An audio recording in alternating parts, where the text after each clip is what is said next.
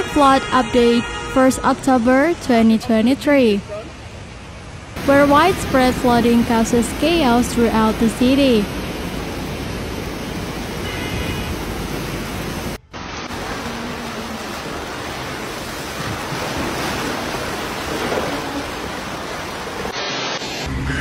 Yo, nah, bro. Welcome to the Bronx, my nigga. This shit crazy. This New York right now, y'all. Look at, yo, you alright? Yo, gangland.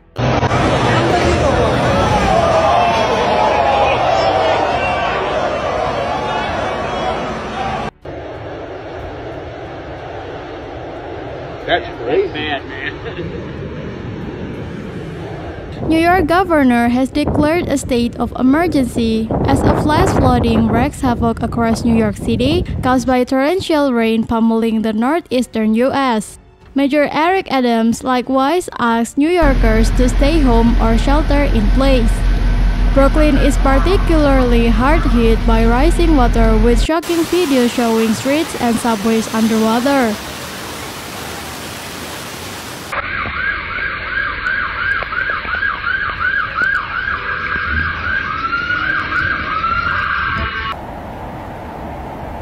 Widespread outage and delays were reported on the MTA, the agency that runs the city's transit system. A severe storm lodged over the city and parts of upstate New York, New Jersey, and Connecticut, leading to widespread flood watches and warnings.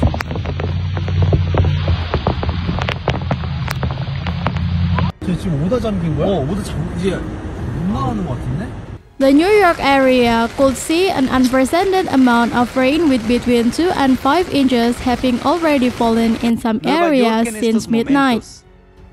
Emergency alerts were sent to cell phones in the city at 9:30 a.m. local time from the National Weather Service. Hey! This is why teachers don't get paid enough.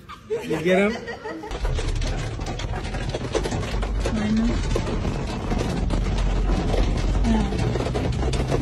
A travel advisory were issued by city authorities beginning at 4 a.m. on Friday through until 6 a.m. on Saturday, with the potential of widespread travel impacts.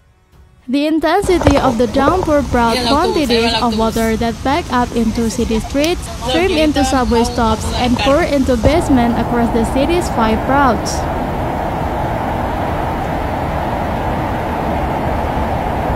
It was only in 2021 that New York witnesses similar scenes inflicted by Hurricane Ida.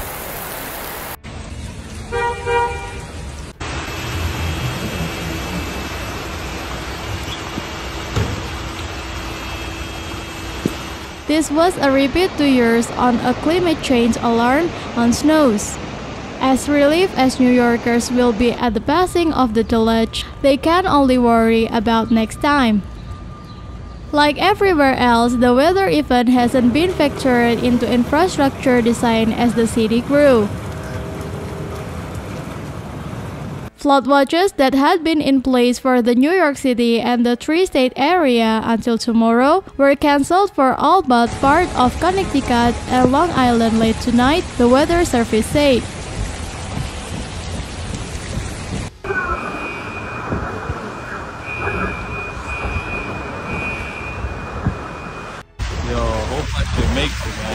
Traffic hit a standstill earlier in the day on a stretch of the FDR Drive, a major artery along Manhattan's east side. Swim home. Oh my God! With water above car tires, some drivers abandoned their vehicles. On a street in Brooklyn's South Williamsburg neighborhood, workers were up to their knees in water as they tried to unclog a storm drain while cardboard and other debris floated by. It was still okay. We were just unlucky. It's pretty bad. Some people arranged milk crates and wooden boards to cross flooded sidewalks. Hoboken, New Jersey, and other cities and towns near New York City also experienced flooding. Stranded and shit, yo. Yo, y'all be state dangerous out here, man.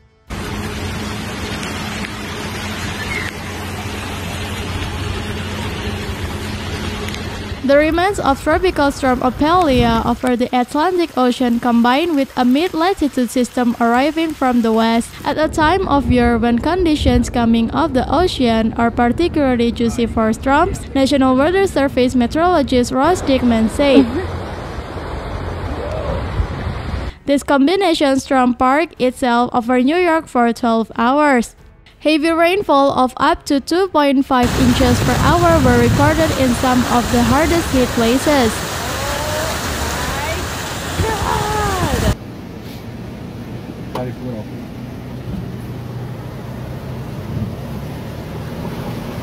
A number of roads were closed, cars were submerged, and several city buses were trapped as a result of flash flooding. Subways, regional rail lines, and air travel was suspended or severely delayed, and at least one school in Brooklyn was evacuated during the storm. The reality staring city leaders in the face, including in places like New York, is that the climate is getting more extreme, more unpredictable, and requiring more investment.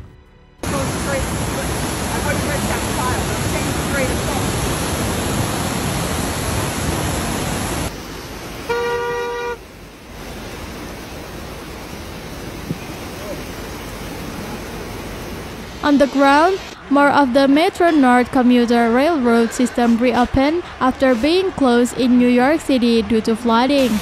The New Haven line resumed service after flooding was cleared in the Bronx, and the Harlem line reopened in some sections.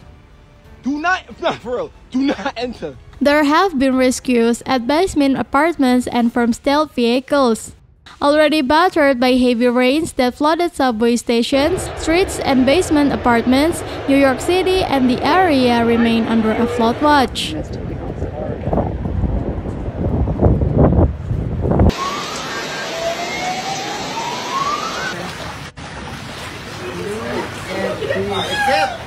More rain could fall on top of the more than 7 inches reported in Brooklyn and 5 inches at Manhattan's Central Park, forecasters said. There could be an additional 1 to 3 inches of rain, the National Weather Service said.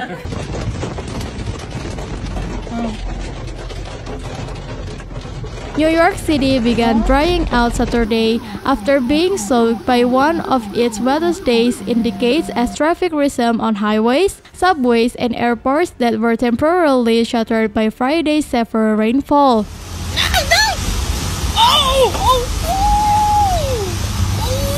Record rainfall, more than 8.65 inches fell at John F. Kennedy International Airport, surpassing the record for any September day set during Hurricane Donna.